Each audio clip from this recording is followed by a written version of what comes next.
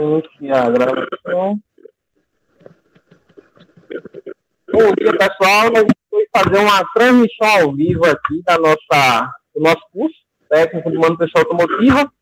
E nós vamos falar um pouco sobre o sistema de alimentação de ar, sensores MAP, acelerador eletrônico e algumas coisas mais, tá? Estou aqui com os nossos espectadores aí, nossos alunos aí, Natan, Atos, Bruno, Luiz, tá, Marcelo, deixa eu ver quem mais está por aqui. E eu creio que só isso. Os últimos dos moicanos estão aqui com a gente, tá? Então, sem delongas, vamos à nossa aula. Então, o sistema de alimentação, como nós já falamos em outras aulas, ele vai ter a finalidade, o objetivo de deslocar a massa de ar para dentro do cilindro. Como vocês podem observar aqui, ó, nós temos filtro do ar passando por uma tubulação, um duto de admissão, passa por uma válvula de aceleração, entra no coletor de admissão e vai para dentro do cilindro. Todo esse ar que vai passar, ele precisa ser calculado. A central de injeção precisa saber qual a massa de ar que está entrando no motor. Para ela saber disso, ela pode usar métodos diretos ou métodos indiretos de cálculo, tá?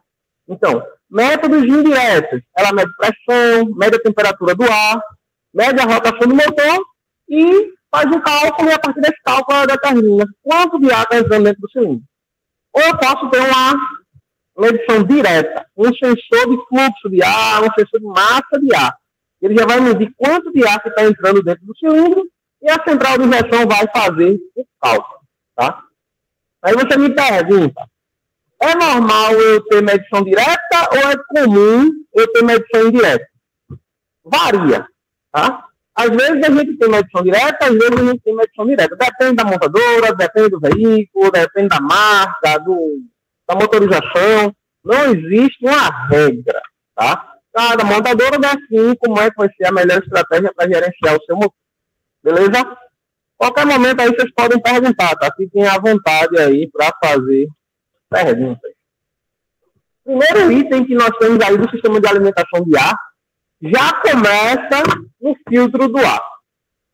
Vejam, a gente foi introduzido na cabeça dos condutores e algumas pessoas que a revisão do carro é simplesmente trocar óleo e filtro de óleo.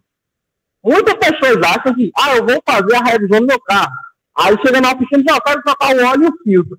E acha que isso é uma revisão. Já vou deixar vocês bem cientes que isso não é uma revisão, isso é uma simples troca de óleo, tá? Uma revisão, ela contempla a inspeção de diversos itens, tá? Um deles é o filtro de ar, que é um componente extremamente importante para o nosso motor. O filtro do ar, ele funciona como se fossem aqueles pelinhos que tem no nosso nariz, que vai filtrar as partículas de ar que entram dentro do nosso pulmão e com o tempo vai ter uma catotinha, porque o nosso nariz ele é úmido, e aí essas partículas elas vão se acumulando nessa parte úmida e vão solidificando. No carro, nós temos um filtro de papel, tá? Ele possui um elemento filtrante, possui microfibras, tá? Onde o ar vai passar e as partículas de pó, partículas de sujidade não vão passar. Qual a vida útil do filtro do ar? Normalmente, os fabricantes colocam 20 mil quilômetros, outros fabricantes estimam 10 mil quilômetros. Como o filtro do ar é um componente muito barato, eu recomendo a cada troca de óleo, você troca também filtro do ar e filtro de combustível. Mas o meu percurso é um percurso urbano, eu não tenho muita poeira. Então você pode até trocar a cada 20 mil. Mas se você pega uma estradinha de barro de vez em quando, uma poeirinha a mais, sua rua não é asfaltada, então troque a cada troca. Por quê?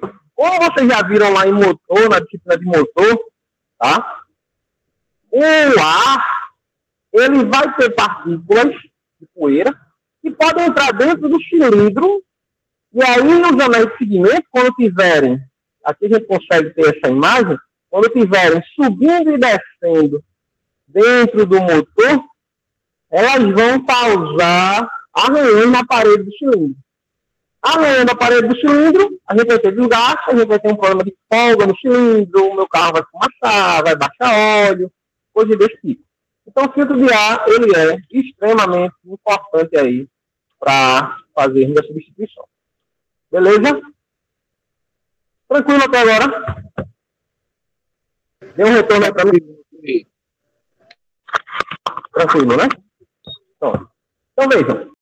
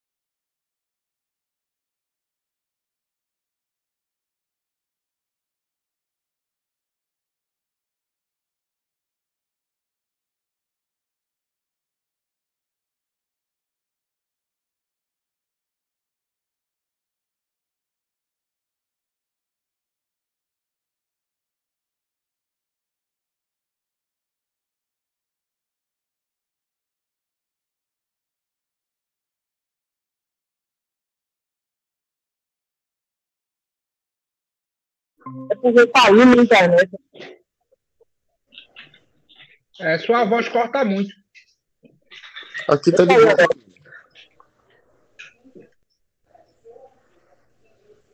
Aqui tá de boa. Pode falar, professor, mas pode conseguir mesmo. Pode conseguir.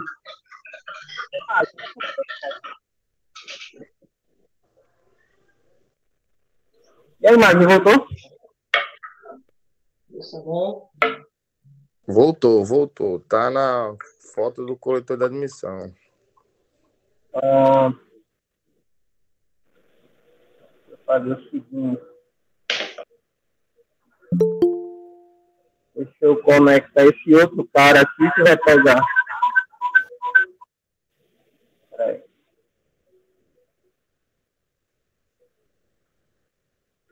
Pronto.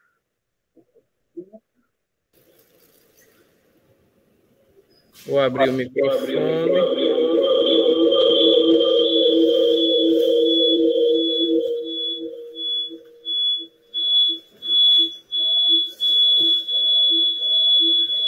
Chegou algum caminhão aí, professor.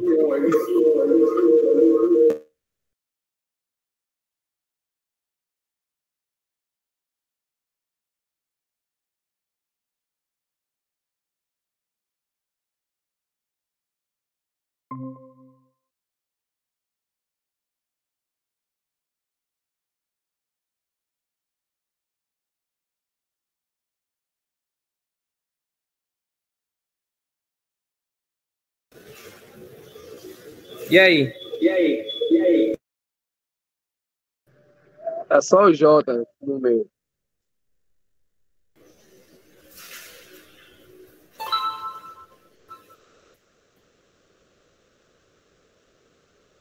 E agora? Só o Jota. Tá sem imagem, professor, e o retorno do seu áudio tá bem grande.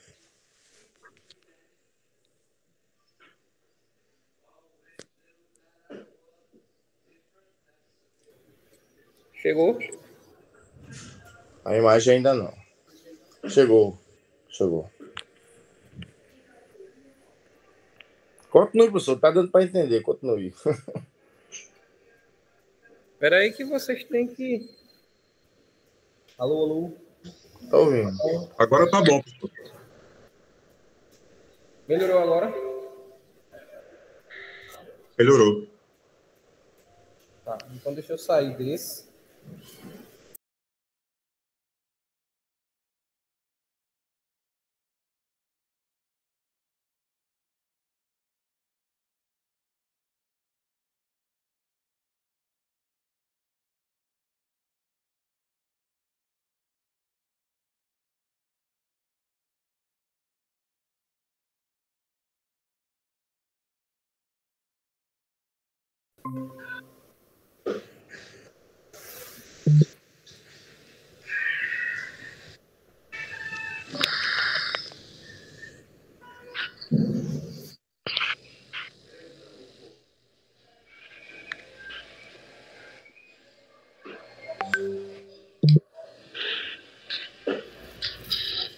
E agora?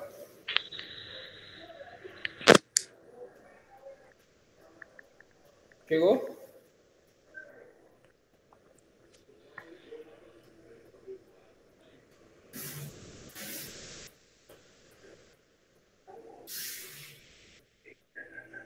Para mim, chegou aqui. Pronto. Então eu vou deixar desse jeito aqui, que aí a gente vai tentando trabalhar melhor.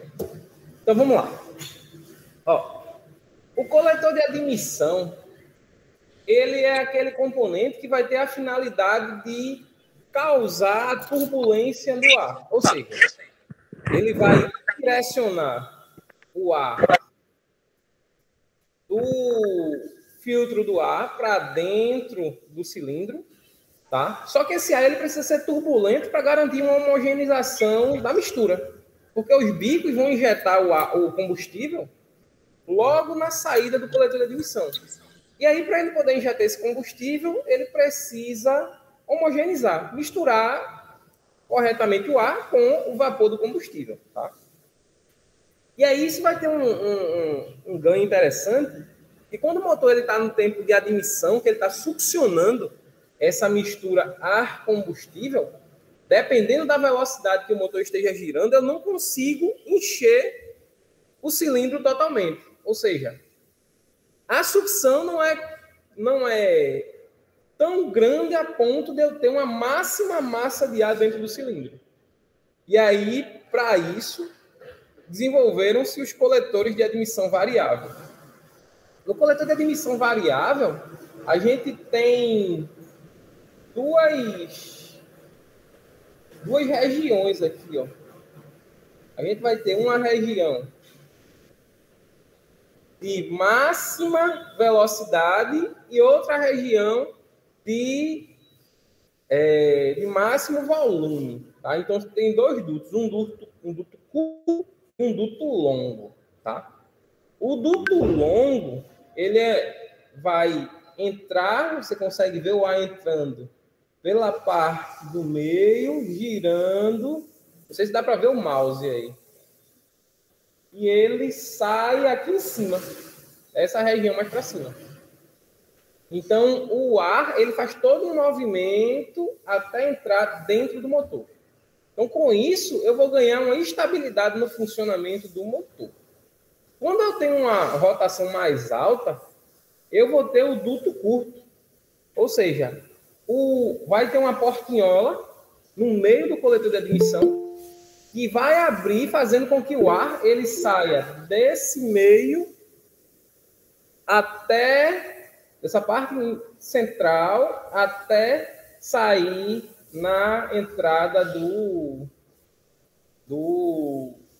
cilindro, tá? Então, a gente vai ter um enchimento mais rápido de combustível por parte de combustível, não, de ar combustível para dentro do cilindro, tá?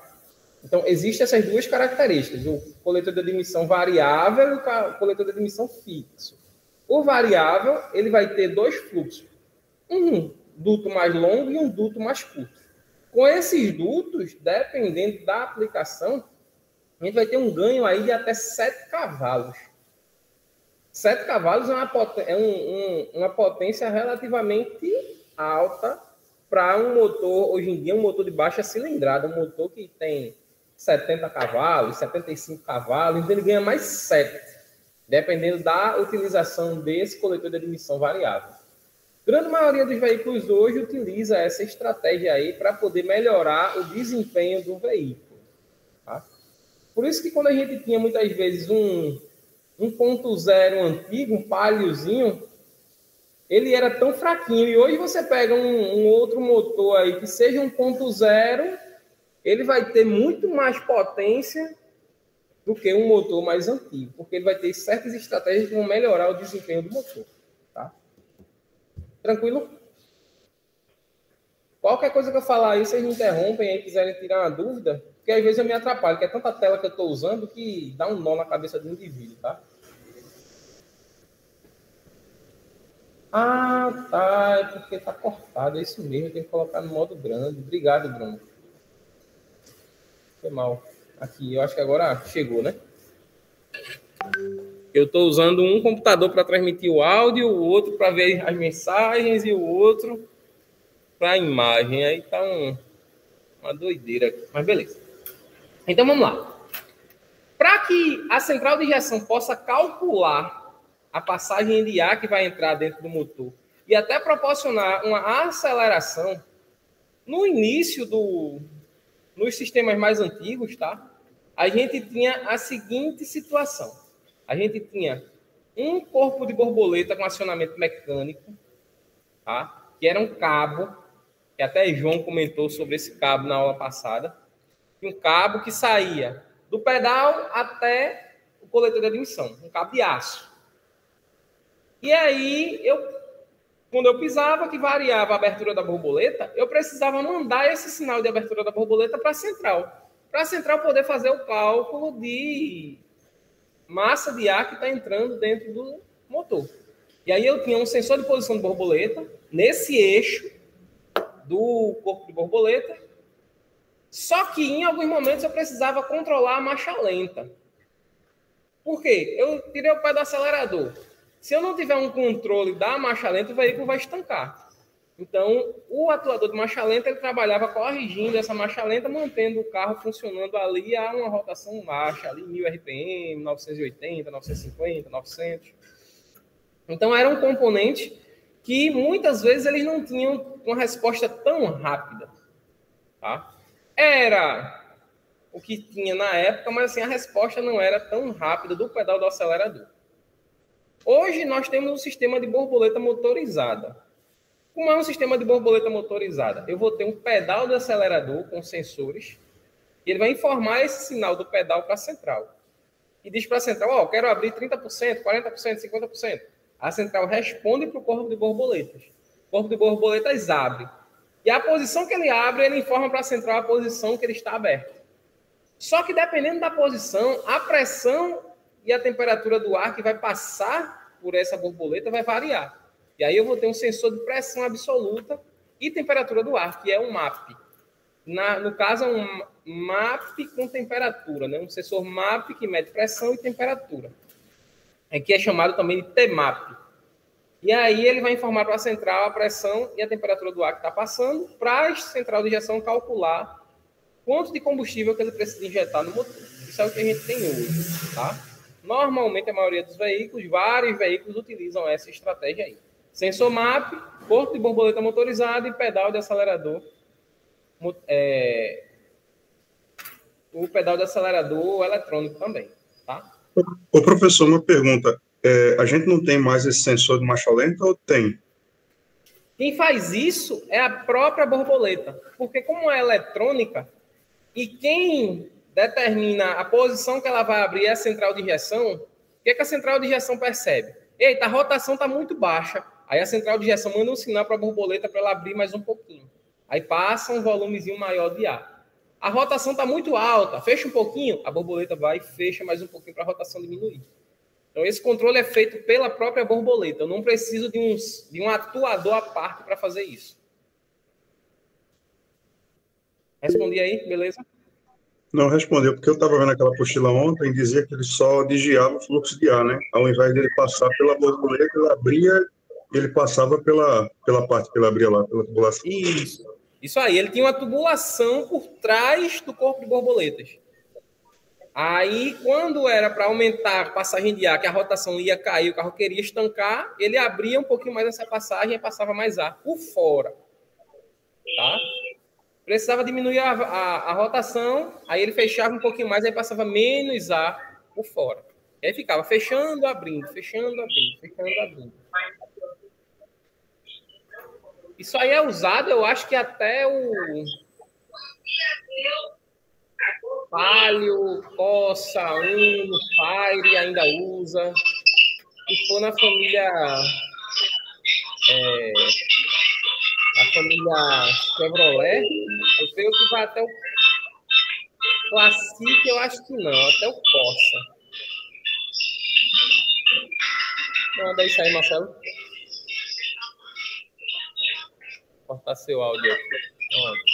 Sabia que o Marcelo escutava essas batidão, não. Nem eu. Rapaz, irmão! Tá chutando, a mulher no quarto lá vendo TikTok. Normal. Eu tô aqui, o pessoal tá trabalhando também aqui. Normal, todo lugar tem barulho. Tô escutando aqui, viu, meu? Aí, ó. Vê só. Esse TPS, lembra que a gente falou do princípio básico aí da alimentação de sensor e atuador? São basicamente positivo, 30, 15, massa. Lembra disso? 30, 15, massa. 30, 15, massa. A gente comentou? Positivo, professor. Mesmo sim. Pronto. O sensor, ele obedece a esse princípio, tá? Só que o sensor, ele vai obedecer o princípio da seguinte forma. Olha essa imagem de sensor de posição da borboleta e olha o circuito. Veja. Se é um sensor, normalmente, a maioria dos sensores vai funcionar da seguinte forma. Eu alimento ele com um positivo, alimento ele com um negativo. E esse sensor vai emitir para mim um sinal. No caso do sensor de posição da borboleta, eu tenho no pino A um negativo, no pino B um positivo e no pino C vai sair um sinal. Aí vamos lá. Níveis de tensão. Qual a tensão do pino A? Massa. Então 0 volts. Tensão do pino B não é 12 volts, 5 volts. Tá? Coloquei um multímetro, deu 4,99. 4,90 é a tensão de referência para os sensores, tá? 5 volts. E a saída vai ser menor que 5 volts. Por quê? Vai passar por um resistor. Na realidade, esse sensor aí, ele tem um resistor. Eita, caiu de novo aqui, ó. Quer ver?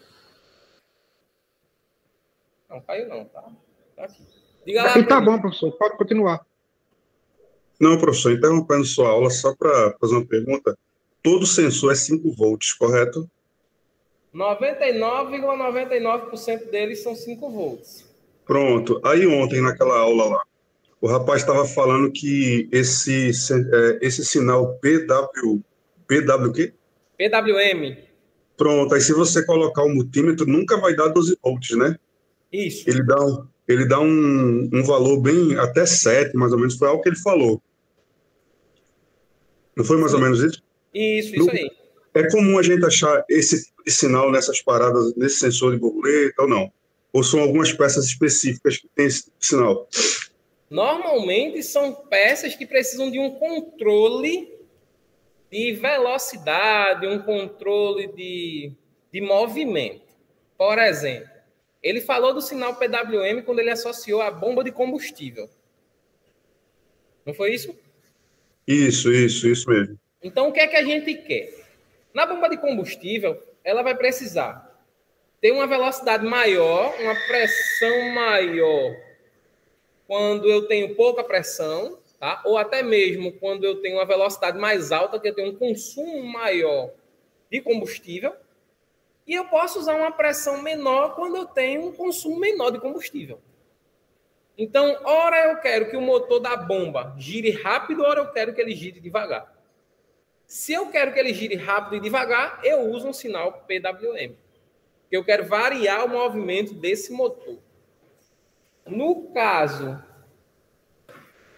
de vamos dizer, um corpo de borboleta, eu quero que ele, ora, gire acelerando, ora, ele desenergize, eu quero que ele gire 50%, 30%, 40%.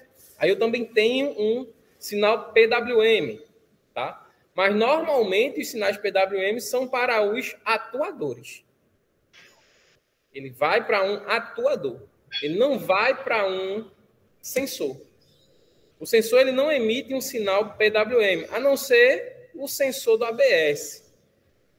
que ele emite um sinal de onda quadrada, que não chega a ser um PWM, é um sinal de onda quadrada, tá? Mas a maioria dos sensores é alimentação positiva, negativa, um sinal de tensão que varia, mas raramente é um PWM. Esse PWM, normalmente, ele sai da central para os atuadores. Beleza, professor.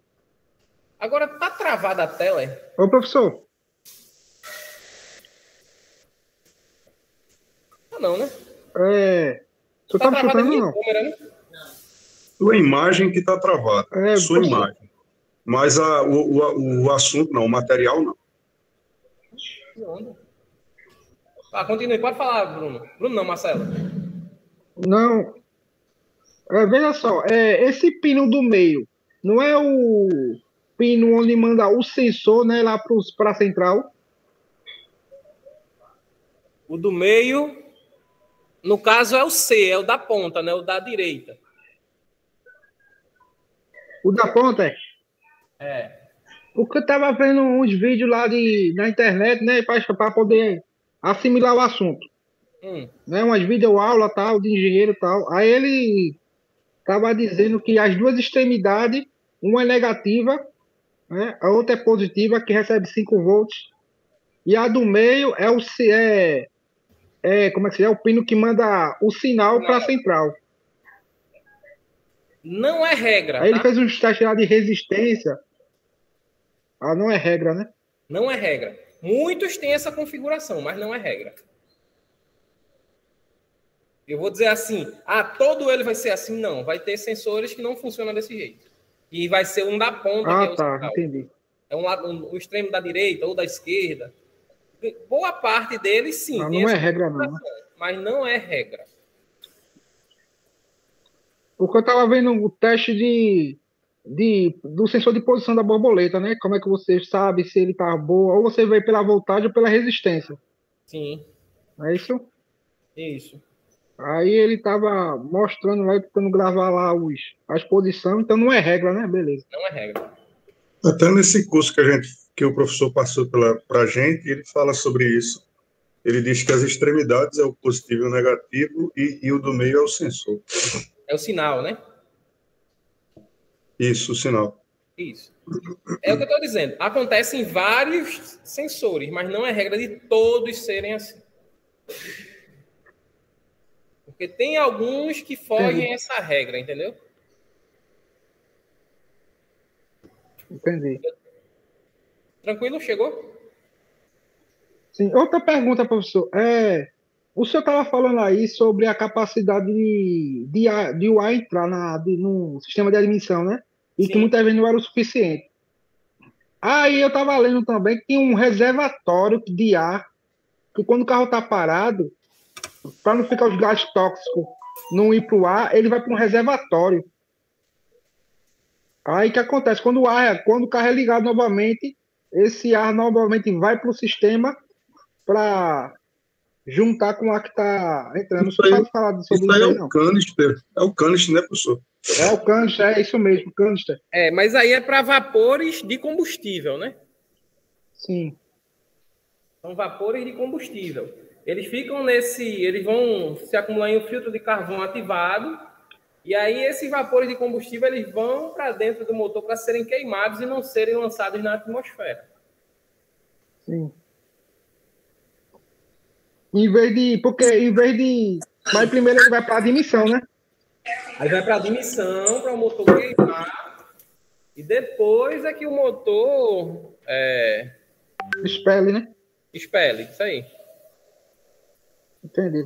Próximo. Ô, professor, dê uma explicadinha resumida aí. Como é que funcionaria isso aí no carburador? E funcionaria o quê? Esse sistema todo que a gente está falando, que a gente está falando sobre modernidade e tal, né? Mas como é que ficaria esse sistema no carburador? Carburador. Rapaz. É sério que tu quer que eu fale do carburador? Tá de brincadeira comigo, não é, seu Atos? Ô, professor, nem todo mundo manja, não. Viveu essa época, não, né? Pior que não, eu vi muito, mas pra ter uma noção, não sei não. Deixa eu fazer É porque a Atos pegou em serviço, professor. Um carburador para lhe ajudar. Professor, Atos pegou em serviço para trabalhar com carburador, ele quer que você oriente do lado dele aí. Né, Atos? Peguei não, meu pai falando trabalhava com carburação, fazia serviço de carburação. Tinha um cliente tá falando dele que era uma limpeza da o juízo dele que ele deixou de trabalhar com carburador. Quem ama são o pessoal da manutenção. Oh, é tenso, viu? Deixa eu ver se eu acho uma imagem legal aqui de um carburador. Só tão antigo assim, professor? Como é? É tão antigo assim o sistema, é? Porque assim, depois que a injeção eletrônica chegou, ele começou a entrar em desuso, né? Uhum. Aí foi entrando em desuso, foram diminuindo foi parado de fabricar, né? Mas aí o pessoal começou a se concentrar mais na injeção eletrônica. Aí não com pouco tempo, mas depois de um certo tempo, a injeção eletrônica era mais rentável, o carburador muito problemático para você poder resolver o defeito do carburador. Porque o carburador é o seguinte, são pequenos furos que ele tem para poder arrastar o combustível. E aí, o combustível que sai do posto é aquele combustível meio ruim. Então, o cara não ligava muitas vezes de trocar filtro. O filtro de combustível já não era uma Brastemp, já não era um filtro de combustível muito bom.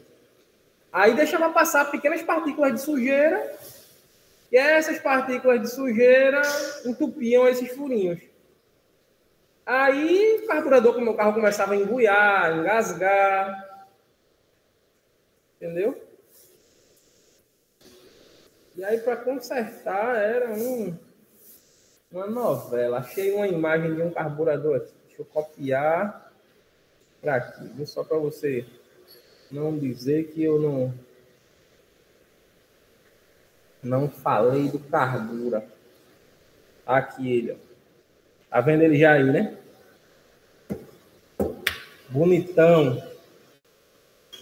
O carburador, ele usa o princípio de funcionamento até do avião. É um princípio chamado de princípio de Bernoulli. O engenheiro aí, seu Luiz, ele deve conhecer bastante aí o princípio de Bernoulli. Lá em mecânica dos fluidos, ele estudou isso aí. Tá? Ele dormiu nessa aula. Pronto. Então, o que é que acontece? O ar, ele entra por essa região superior aí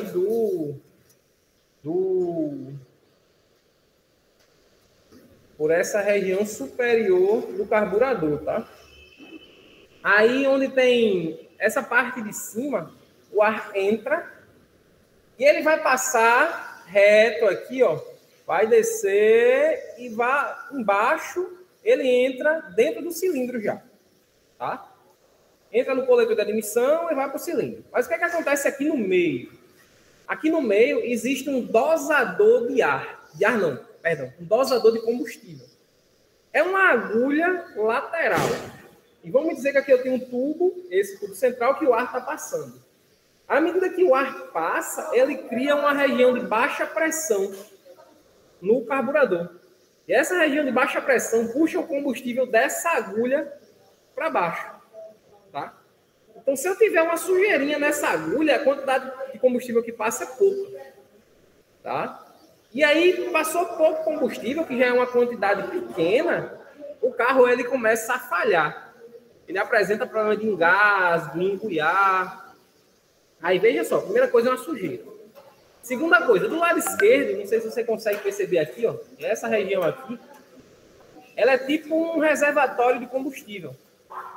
Pode acontecer desse reservatório esborrar como se fosse uma caixa d'água. Quando a caixa d'água da gente, a boia não veda, ele começa a esborrar. Pode acontecer o mesmo com o carburador.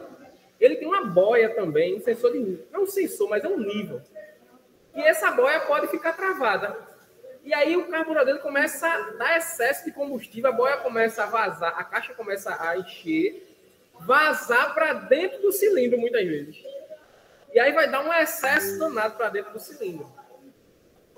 Eu posso ter também problema aí no carburador de lentidão de resposta. Porque um carburador, como ele precisa aqui passear no carburador para ele poder arrastar o combustível pela lateral, se o ar, vamos dizer assim, passa lento, ele não arrasta. Então, aquele negócio do cara estar no semáforo e meter o pé no acelerador rápido e esperar a resposta rápida, o carburador, muitas vezes, ele não consegue atender. Ele dá aquela embuiada, ele dá aquela morrida, ou às vezes até ele estanca. Porque o volume de ar está passando, não consegue arrastar o combustível. Aí, para isso, ele tem uma válvula de aceleração rápida. E aí, às vezes, também top por um pouquinho de sujeira. Então, é um sistema ótimo para a época. Funciona até hoje, tá? Funcional demais. Mas ele é muito sensível. Ele é aquele sistema que precisa de um certo cuidado para que ele funcione bem. Não é tão trivial assim o seu funcionamento tão robusto como a injeção eletrônica. E a injeção eletrônica são, para começo de conversa, 4 bicos independentes. Se um parar de funcionar, 3 funcionam. Se 2 parar de funcionar, 2 ainda funciona. Ruim, mas funciona. Tá? Então, eu tenho uma injeção de combustível já quase que na entrada da válvula. Então, eu não preciso de um ar passar para arrastar o combustível. O combustível é injetado direto. Tá? Então, tem esses probleminhas aí que ocasionavam, às vezes, uma insatisfação do cliente e do mecânico. Porque, vamos lá, o mecânico fez o serviço agora, trocou tudinho, deixou tudo bonitinho. Aí o cara sai com o carro, ajustou, afinou o motor, regulou, tá bem reguladinho. Aí o dono do carro sai da oficina e coloca um combustível batizado. Já danificou o carburador do carro. Ou seja, o carro já não vai funcionar bom. Por quê? Combustível inadequado. E aí já deu errado, já todo o serviço que o mecânico passou, às vezes, o dia todo fazendo, já perdeu o serviço, tem que fazer de novo. O cliente fica insatisfeito e o mecânico também. Beleza? Beleza. Deu para ter mais ou menos uma ideia. Eu não tenho foto dele em corte. Se eu achar a foto dele em corte, eu mando para vocês. Vou levar uns carburador lá na oficina do seu pai lá. Chega com o carburador lá para ele, pede para ele afinar. Ele vai dizer, tu sai de junto de mim, homem. É doido, é? Então, ó, dando continuidade aí.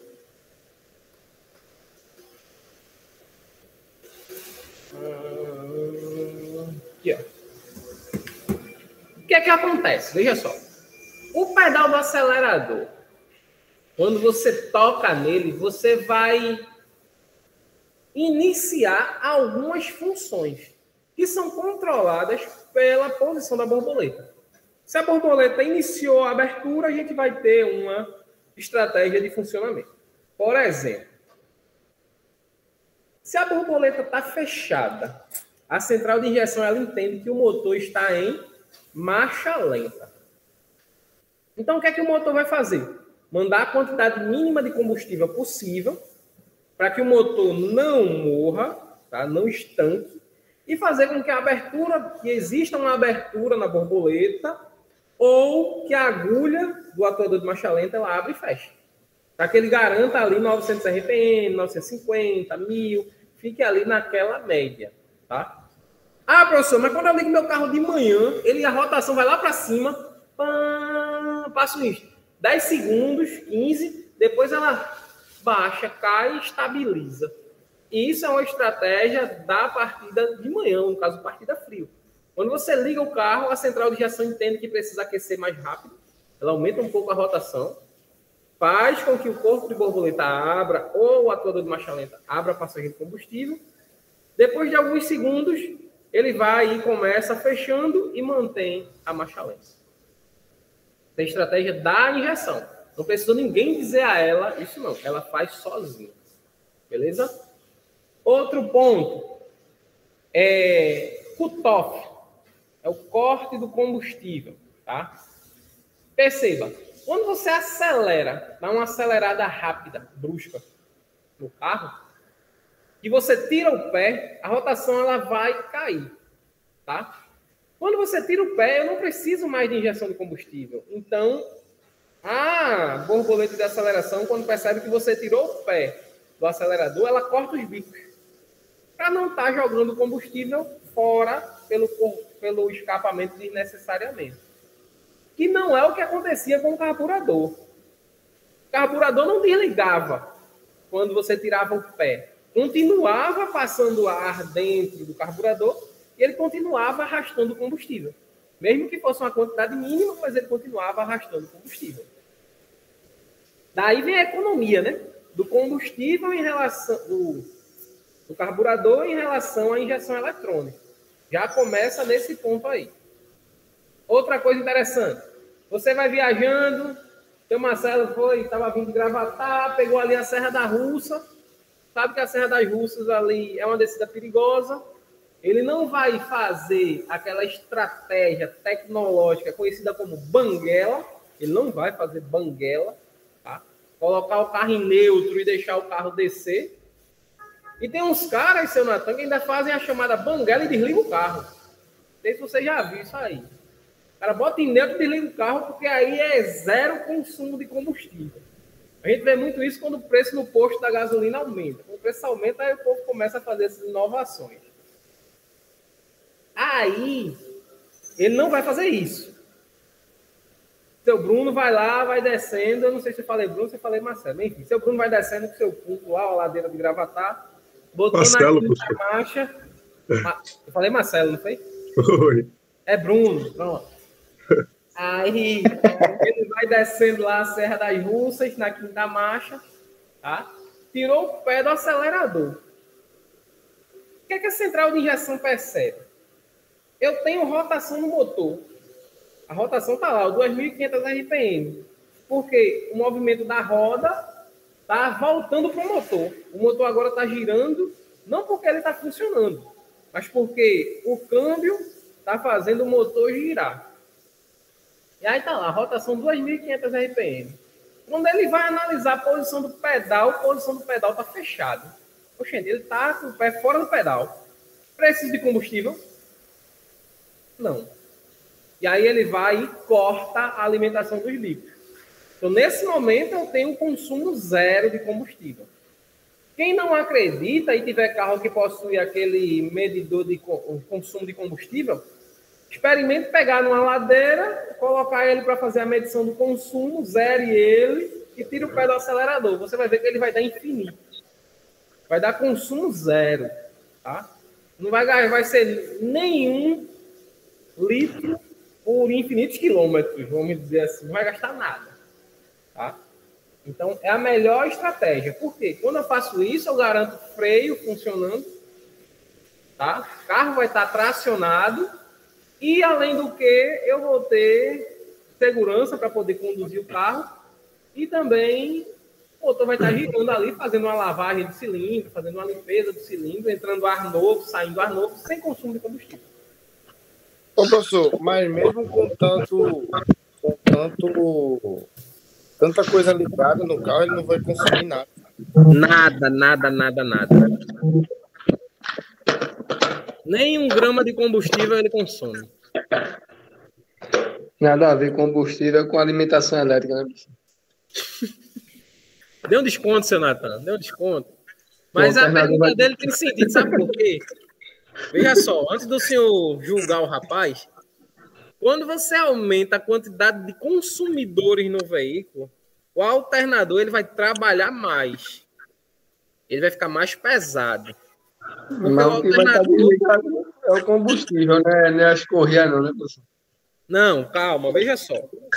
O alternador vai trabalhar pesado. Se o alternador trabalha pesado, quem é que faz o alternador girar? Não é o motor? Não, é que ele faltou a aula, professor. É que ele faltou a aula, ele não entende, não. Mas o senhor não falou que a transmissão vai estar fazendo o motor funcionar? Isso aí. É por isso que não vai ter consumo de combustível, porque o alternador vai estar sendo agora alimentado pela transmissão.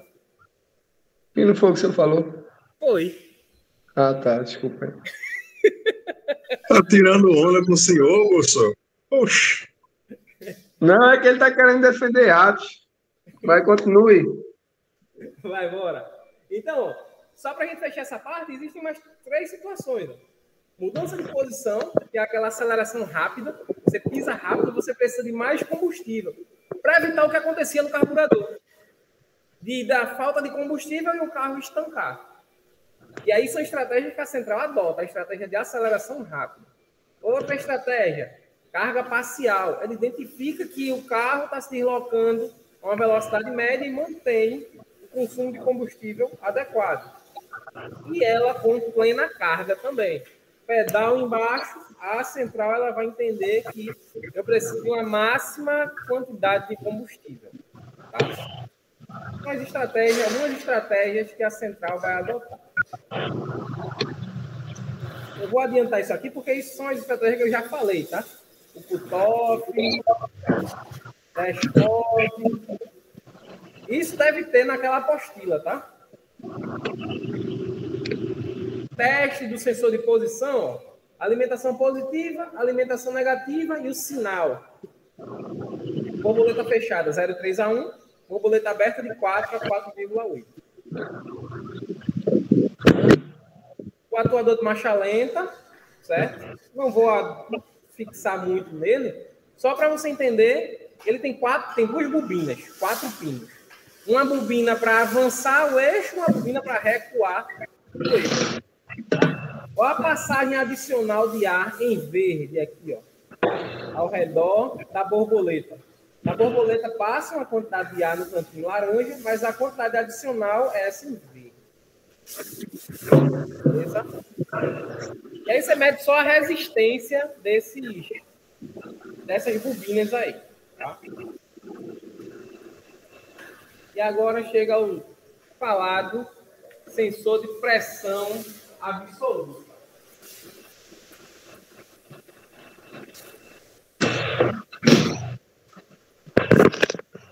Certo?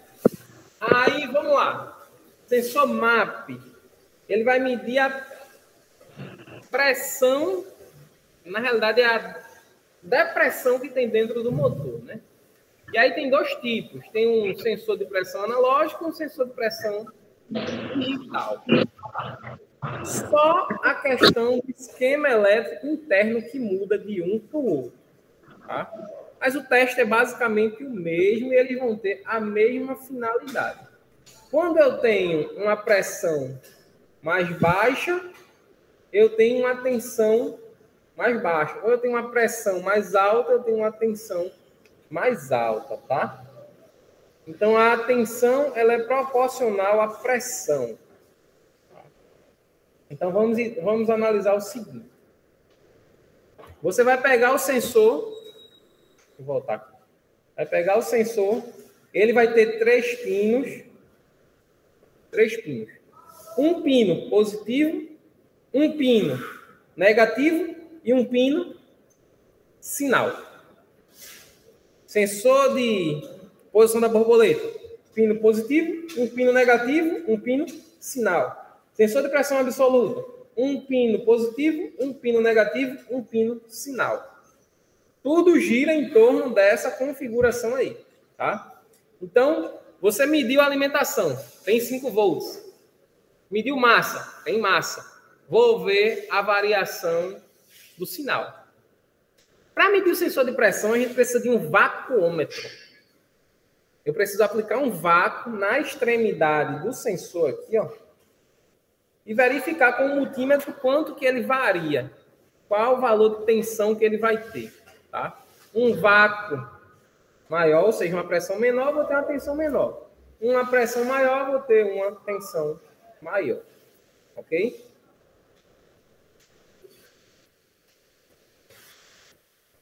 E aí, esse sensor de pressão vai estar incorporado um sensor de temperatura do ar, tá? E aí ele vai apenas medir a temperatura do ar que está passando ali no coletor de admissão. E aí, novamente, para que ele precisa saber a temperatura? Para poder calcular a densidade do ar. Ele precisa da pressão e precisa da temperatura. Com a pressão e a temperatura, ele faz o cálculo da densidade do ar que está entrando dentro do motor. Beleza? Alimentado também com 5 volts, tá? Ó. E aí segue uma tabelinha.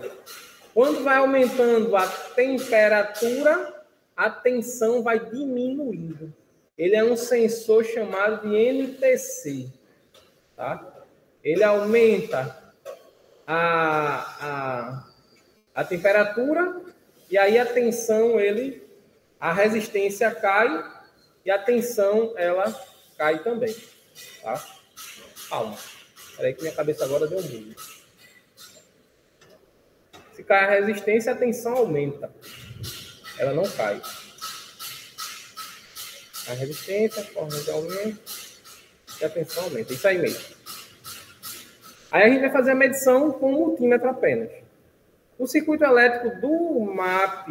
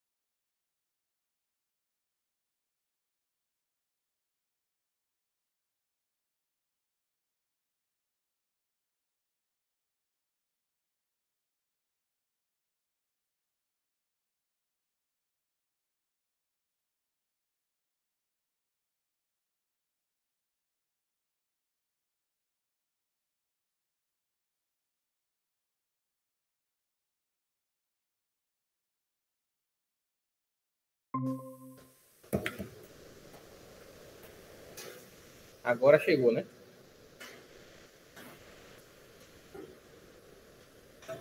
Pronto. Aí, o que é que acontece? Chegou, né? Pronto. Chegou. Essa parte embaixo aí, Chegou, professor. central, a gente tem aí sensor MAP. Logo em cima de Daniel, do nome de Daniel. Vocês estão vendo aí? Já mandando salve aí para Daniel, né? Ele não está conosco aqui, mas ele vai ver depois desse vídeo. Estamos usando o slide dele aí, produzido por ele. Tá? Então, o sensor MAP, ele tem 4 fios. Tá? 4 fios. Ó. Aí eu vou ter uma alimentação positiva e um negativo. Tá? Se você olhar, ó, eu tenho um laranja aqui. Tá? E um azul. Esse azul é o positivo que vai vir para o MAP. E aqui eu tenho um aterramento do lado direito em verde. Nesse fio laranja, tem aqui, ó, o do meio, do lado esquerdo, ela é o sinal que o MAP vai mandar para a central. Ou seja, a central alimentou com positivo e a central alimentou com negativo. O sinal do MAP, ele vai sair desse controlador, desse sensor de pressão que vai estar dentro do MAP. E aí vai passar por esse fio laranja e vai para a central. O rosa, ele tem um resistor aqui, ó. É um potenciômetro. Que vai passar um negativo, tá? E esse potenciômetro vai alimentar a central. Só que ele recebe um positivo do outro lado do sensor MAP. O sensor MAP, ele recebe positivo para alimentar o sensor MAP e recebe um positivo também que vai alimentar o sensor de temperatura do ar. Tá? Então, o sinal que a gente vai ter saindo do sensor de temperatura do ar é um sinal inferior a 5 volts. E assim como eu tenho no sensor MAP, eu preciso de um positivo, um negativo e um sinal. No sensor temperatura, a gente vai ter um positivo e um sinal. Porque ele vai ser um potenciômetro. Tá? Então, ele vai pegar essa alimentação que está vindo para o MAP e vai usar ela para medir, para mandar o sinal para a central. Beleza? Tudo vai estar integrado no mesmo corpo, no mesmo sensor. Ô, professor, uma pergunta que gerou aqui na minha cabeça. Só não dá curto-circuito porque é 5 volts, né? Porque é só um ponto ó, que está alimentando o positivo e o negativo. Não entra nem no resistor. Mas é porque eles têm diodos internos que não deixam ter curto. Ah, entendi agora. É um circuito integrado, é uma placa integrada, entendeu? Aí dentro tem diodos que não permitem que exista curto dentro do sensor, para garantir o sentido de corrente, né? Ok. Tranquilo? E aí o próprio circuito integrado é que vai gerar esse funcionamento dele, vai gerenciar esse funcionamento dele. Tranquilo? Tranquilo. Pronto. Então vou voltar aqui, ó. A gente vai falar do acelerador eletrônico para a gente fazer uns testes aqui no carro. Ó, o acelerador eletrônico, ó, como a gente já falou, sistema antigo, era um pedal que acionava uma borboleta. Sistema drive-by-wire, que é o sistema de acelerador eletrônico, onde nós temos um acelerador com sensores, vai informar um sinal para a central, tá? A central vai mandar esse sinal para o corpo. O corpo abre ou fecha e manda de volta o sinal para a central. Basicamente, o sinal vai para o corpo e volta para a central. Beleza? Tranquilo? Beleza, professor. E aí, no acelerador, eu preciso ter 2 sensores. Por uma questão de segurança do sistema, a gente vai ter 2 sensores que têm sinais que são um a metade do outro. Então, a gente vai ter um sensor 1 e um sensor 2, P1 e P2. Então, no sensor 1, eu tenho positivo, negativo, sinal. No sensor 2, positivo, negativo, sinal. Aí você diz assim, tá, mas um só não resolveria? Resolveria. Só que eu tenho mais confiabilidade com 2 sensores, tá? Para garantir a confiabilidade do sistema. Então, como é que funciona? Um sensor, ele vai ter um sinal que é o dobro do outro. Então, se no sensor 1, sensor 2, eu tiver uma tensão de 2 volts, por exemplo, no sensor 1, eu vou ter uma tensão de 4 volts, de saída, tá? Referência 5, negativo, a saída que vai variar. Então, uma metade do outro, ou um dobro do outro, tanto faz como você quiser chamar. Mas é sempre o dobro do outro. Sempre a metade do outro. Tá? E aí, esse sinal ele vai para a central. Certo? Pode acontecer de eu ter erros em uma das pistas? Pode. Pode uma pista falhar em relação à outra. Tá? Pode uma pista falhar em relação à outra. Aqui é um sinal que a gente conseguiu pegar com o osciloscópio das 2 pistas. Se você olhar, ó, tá um sinal em azul, o outro sinal em amarelo aí, ó. P1, 4,09. P2, 2,04. Uma metade do outro, tá? Sempre a gente vai ter essa configuração aí nos sensores de pedal. Ok? Tranquilo até agora? Tranquilo, professor. Pergunta. Ah, professor, mas eu só consigo fazer essa medição com osciloscópio? Não. Com multímetro, a gente vai lá e faz essa medição.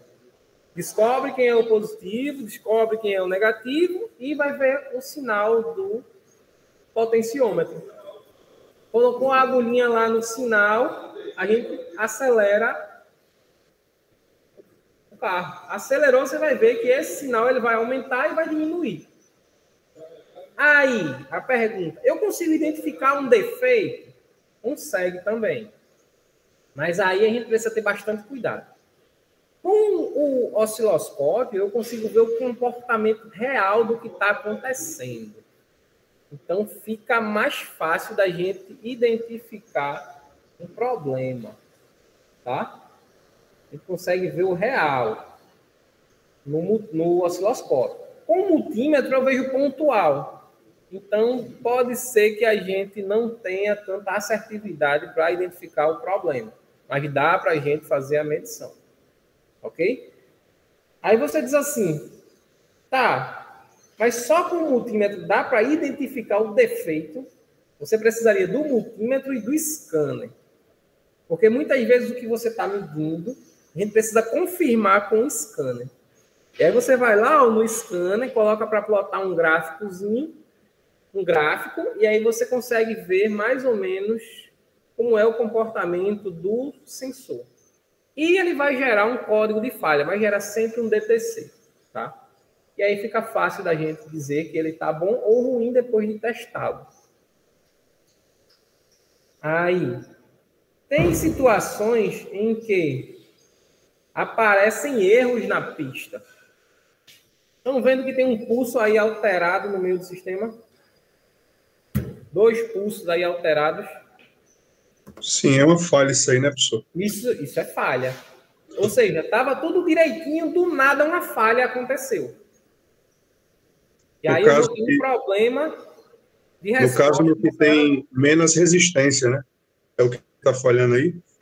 Nesse caso aí, ele está como se a pista tivesse aberta, como se tivesse dado 0 aí. Porque esse verde que o senhor está mostrando aí é o que tem menos resistência, porque ele tem mais tensão, e o amarelo seria o que tem mais resistência? Aí eu estou mostrando que os opostos, né? Sem você ligar para a resistência, porque assim, a resistência, a gente consegue fazer a medição, mas eu preciso avaliar o nível de tensão. Então, a resistência sem carga é uma coisa. Quando você coloca uma carga, ela é outra. Entendi. Então, esses testes é sempre importante você fazer com ele conectado no carro, com a chave de ignição ligada. Certo. E aí você coloca uma carga nele e você consegue realmente saber como é que está aí. Mas só pela tensão, só pela resistência, sem o sensor estar conectado, você consegue saber se ele está quebrado, está com defeito ou não? Você consegue ter uma estimativa, mas não é, por exemplo, diagnóstico. O sensor de posição da borboleta. Se eu ficar mexendo lá, botar lá os aparelhos, né, para saber a tensão, e ficar lá mexendo lá no mecanismo de rotação da borboleta, ele vai dar tensão, tanto abaixar como aumentar, né? Vai. Ou eu consigo com isso saber que se está quebrado. Se tiver quebrado, ele vai dar tensão, vai dar resistência? Vai. Agora tem que ser uma resistência específica, né? Só que aí pode ser que o valor não seja o correto, entendeu? Se não tiver correto é porque está quebrado, está com defeito, né? Veja, a resistência às vezes ela varia um pouco do padrão. É por isso que o ideal é você colocar para fazer a medição de tensão, porque aí é em tempo real. Entendi. Já pensou? Você consegue... Por exemplo, tu pega um fio.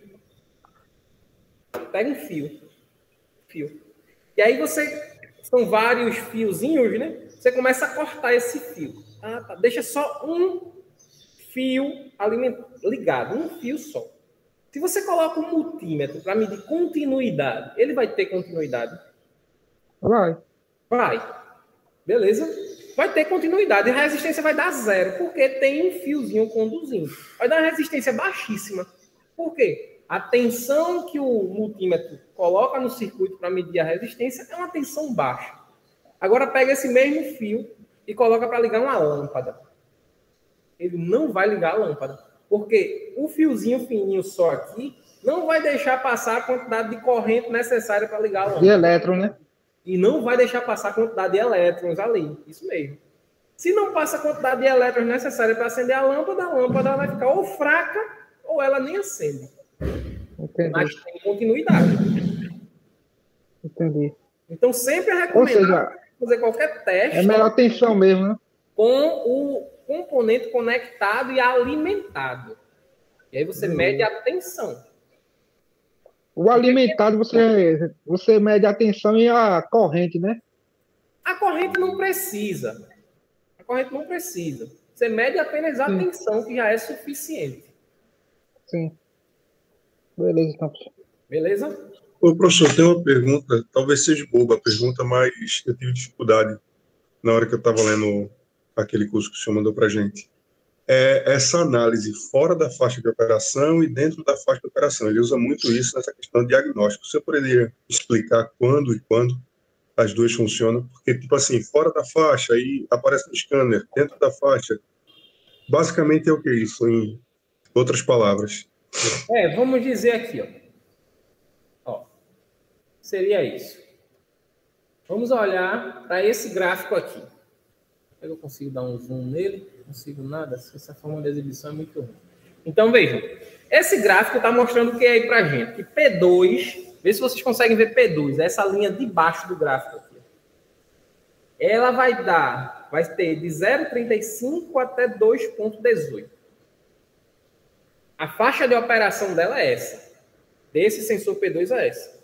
Se por algum motivo você colocou um multímetro e não deu 2, ele deu um máximo de 3,5. E o P1 deu um máximo de 4,39. Então, P1 está ok. Está dentro da faixa de operação dele, que é de 0,70 a 4,39. P2 está fora. Está dando mais de 2,18. Está dando 3,5. Consequentemente, esse sinal que está fora da faixa de operação vai ter um dano ao carro. Ou seja, o sistema não vai funcionar da forma correta, porque ele está usando um valor que a central entende que está fora do especificado. Não é o que ela usa normalmente. E aí ele vai gerar código de falha, vai gerar erro. E aí isso pode ser um defeito, muitas vezes, do próprio sensor. Está com a resistência alterada, ou sofreu um curto-circuito, ou sujou com algum óleo, água, passou em água, oxidação, sujeira. Tudo pode gerar um sinal alterado. Tá ok, agora. Beleza? Agora, Ô, professor, beleza. e esse sinal alterado é gravado, esse erro é gravado na central, né? Onde você pode depois ter acesso através do scanner, né? Isso, com o scanner você tem um acesso. Agora tem erro, professor, que ele não resiste no scanner. Correto. Quais são esses erros? Sabe dizer? Vamos dizer aí. Nem o scanner pega, como é que eu vou saber? Ah, tá. Tipo, mas você, esses erros, consegue danificar assim o sistema? Veja, O normalmente, veja o funcionamento? que acontece, viu? Veja só. Não é regra, mas normalmente defeitos de sensores, a central de injeção ela memoriza, tá? Normalmente. Quando são defeitos de atuadores, é mais difícil da central memorizar, tá? Mas mesmo assim, ela ainda consegue memorizar vários, não alguns, vários. Mas tem algumas situações que ela não consegue realmente memorizar, não consegue ler, não consegue entender, porque ela não obteve uma resposta lógica que ela pudesse interpretar aquilo ali como um defeito. O defeito pode existir, mas ela não consegue. O defeito vai existir, mas ela não consegue salvar aquela informação ou às vezes até identificar de onde vem. Entendeu? Entendi. Mas só que esses defeitos não são muito graves, não, né? São gravíssimos. São gravíssimos. Às vezes enlouquece o mecânico. É essa a minha dúvida, entendeu? Por exemplo, tu tá lá, o carro não funciona. Aí um fio da bomba de combustível ficou daquele jeito que eu disse a você. Um fiozinho só ativado, alimentado. Passa o scanner. Dá nada, né? Scanner, nenhum defeito presente. Dá só, o carro não pega. Tu vai lá, vê o fusível da bomba, tá íntegro. Relé da bomba, íntegro. Pegou o multímetro, foi lá na bomba, tá chegando 12 volts na bomba. Mas a bomba não funciona. Aí você subentende o quê? Que o defeito é a bomba. Se chega 12 volts Bomba.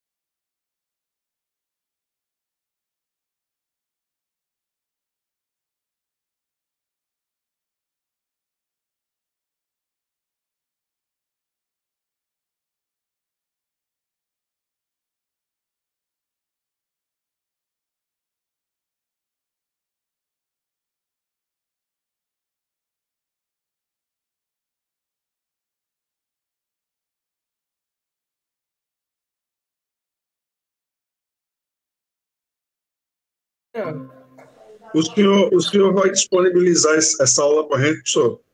Eu vou ver se eu boto ela lá no YouTube, aí você vê lá. Beleza. Como eu não tenho tempo de produzir vídeo para o canal, eu já coloco esse lá no canal. Mas tá top.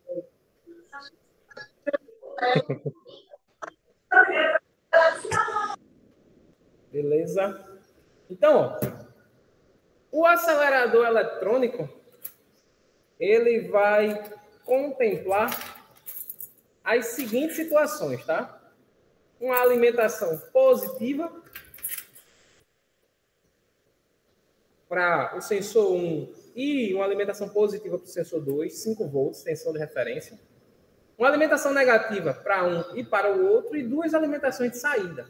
P1, uma tensão que varia de 0 a 5, e P2, a metade do sinal de P1. Um vai ser sempre metade do outro. P2, a metade de P1. Ok? Esquema elétrico. Como é a ligação do sensor do pedal? Aqui em cima está o sensor do pedal. E aí vocês veem a pinagem dele, ó, seguindo para a unidade de comando. Eu vou ter positivo, vou ter negativo e vou ter sinal. Nesse caso aí, no esquema elétrico, aquela ideia que que Marcelo, não sei, um dos dois, falaram aí sobre o do meio ser o sinal, aqui contempla. Aqui eu tenho o de cima, primeiro fio, negativo, o do meio, o sinal, o de baixo, a tensão de referência, ou seja, roxo, negativo, amarelo, sinal, verde com laranja é a tensão de referência. Na pista 2, eu tenho um azul, tensão de referência, azul com branco, sinal, e um amarelo com verde, eu acho, o máximo. Ok? Beleza? Ok, professor, tudo ok. E agora, para a gente fechar, aqui tem outro esquema, mas aí depois eu vou mandar para vocês esses esquemas. O HB20 aqui, ó, igual também, terra, sinal e positivo, no sensor de posição do pedal. E agora a borboleta eletrônica, tá? A borboleta motorizada. Que é basicamente 2 sensores e um motor. Então vai ter 6 pinos também, tá? 6 pinos. Um positivo, um negativo, 2 sinais.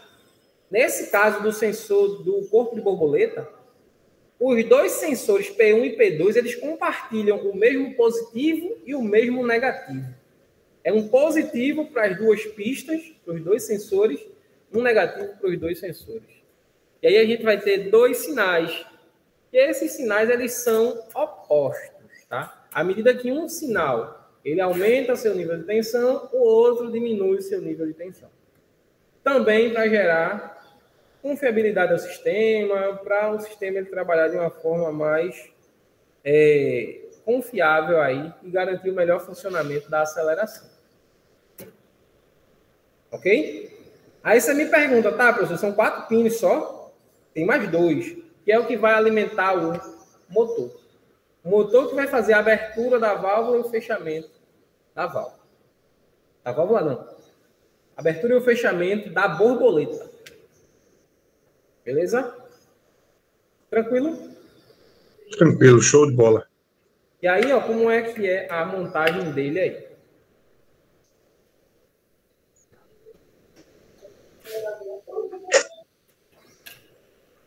Eu vou ligar agora o scanner só para a gente poder fazer uma visualização aqui do comportamento dele. Deixa eu abrir aqui meu OBS, deixa eu mudar a cena. Vou fazer uma transição.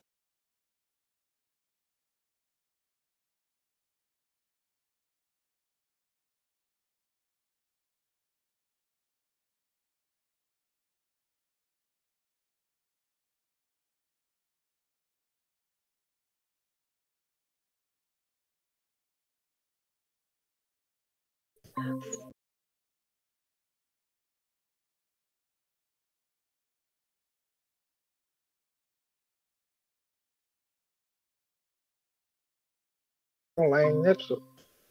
Porque é chato, né? Eu achei que era porque não dava para tomar um cafezinho, professor. Também, né? Essa é a parte mais importante, mas esses problemas de conexão da nossa tecnologia É a internet do Senai aí, né? Eu não sei o que é não, cara. Se é o Meet, se é internet, isso é que fica derrubando toda hora. Acho que é a internet do Senai. Vamos lá, vamos testar logo aqui, ó. Li, concordo, ok. Vamos ver se ele funciona aqui, ó. Vocês aqui já estão craques nisso aqui, né? Vamos procurar aqui. Eu estou no veículo da Fiat. Fiat, tá aqui.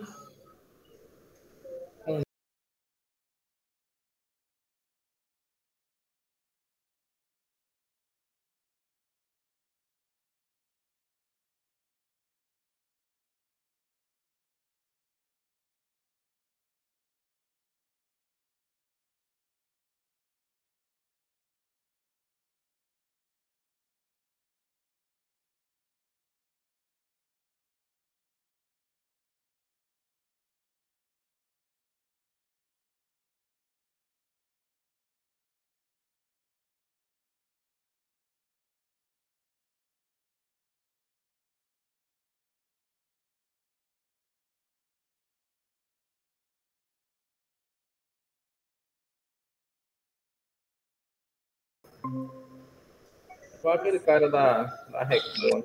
Você quer a tu, sem saber se... Porque eu não for 70, você não caiu de novo não, né? Tá conectando, né?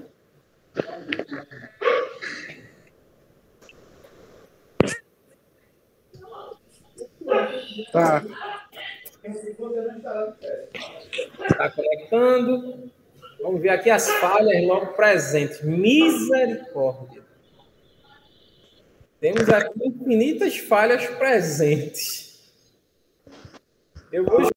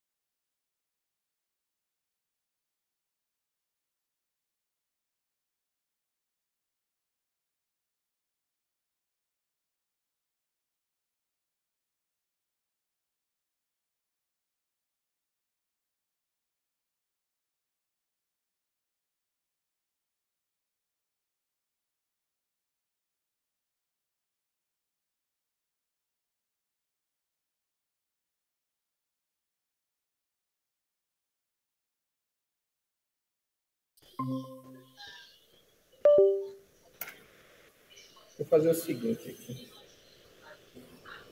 Deixa eu participar dessa reunião pelo meu celular. Porque pelo celular ele fica fazendo barulho, fica dando microfonia. Pronto, apareceu aí, né?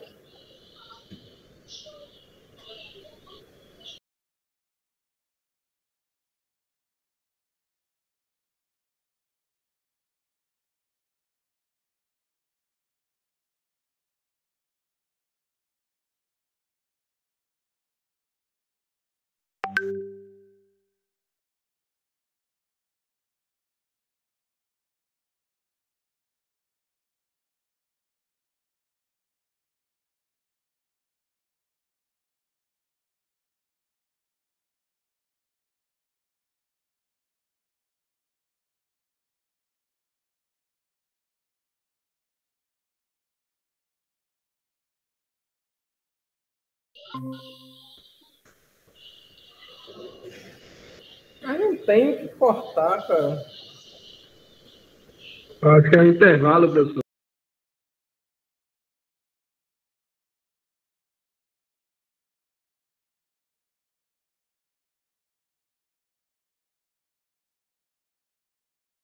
É o que? Apagado.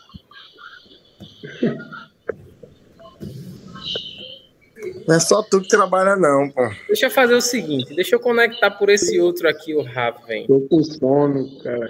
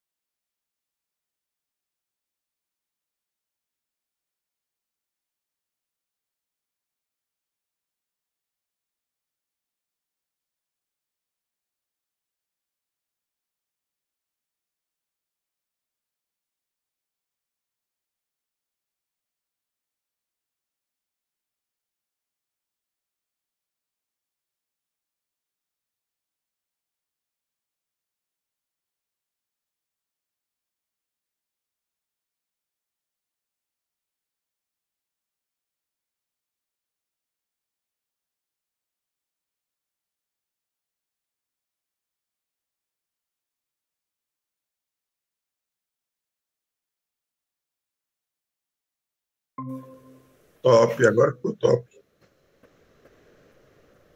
Vamos lá, novamente. Testar. Vamos novamente aqui, ó. Fiat. Continuar. Aí eu quero Uno. F. Aqui. Continua. Vamos achar ele que é esse. Injeção. Agora não quer cair mais, não. O outro, não. Esse aí tá top. Eu vou dar NASA agora, viu?